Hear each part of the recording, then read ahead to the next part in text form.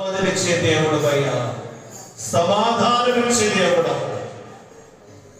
సమాధానమిచ్చే దేవుడు అయ్యా, సర్వోన్నతుడా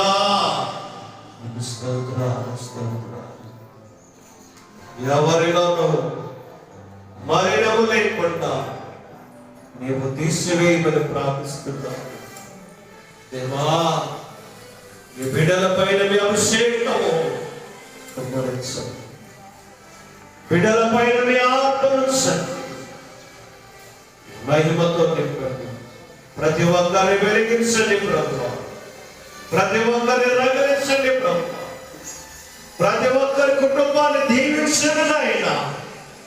మీ సన్నిధికి వచ్చిన ప్రతి ఒక్కరిని బహుగా దీవించండి, వారి కుటుంబాలను దీవించండి, వారి పనులను దీవించండి, వారి ప్రయత్నములు యావత్తును సఫలపరచండి. వారికి నాయన మీరు తోడుగా ఉండండి. ఈరోజు మీ సన్నిధిలో నాయనా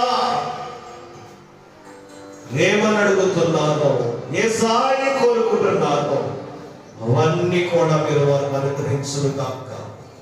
నా తండ్రి మీకు స్తోత్రాలు స్తోత్రాలు. నీవే ఈ సహాయం అనుగ్రహించు, గొప్ప సంతోషంతో నింపమని ప్రార్థిస్తున్నాను. పరిశుద్ధుడైన తండ్రి, మహోన్నతుడైన ప్రభువా, సర్వశక్తిమంతుడా, మీకు వందనాలు స్తోత్రాలు చెల్లిస్తున్నాను.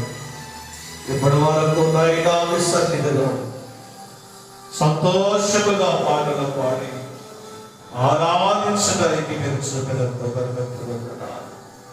చదవబడిన లేఖన భాగమును బట్టి మీకు వందనాలు, మీకే స్తోత్రాలు స్తోత్రాలు చెల్లిస్తున్నాను.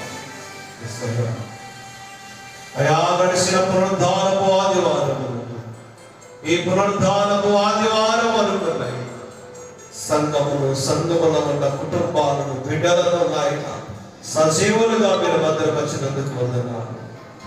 నిత్యము వారికి తోడుగా ఉండి నాయన వారి పనిపాట్లలో ప్రయాణాలలో ఆయన క్షేమాన్నిచ్చినందుకు వందనాలు. ఆరోగ్య విషయంలో క్షేమం ఇచ్చినందుకు వందనాలు. ఈ బిడ్డల జీవితాల్లో మీరు చేసిన సహాయం బట్టి వందనాలు. వారి కన్నీరు దృష్టినందుకు వందనాలు.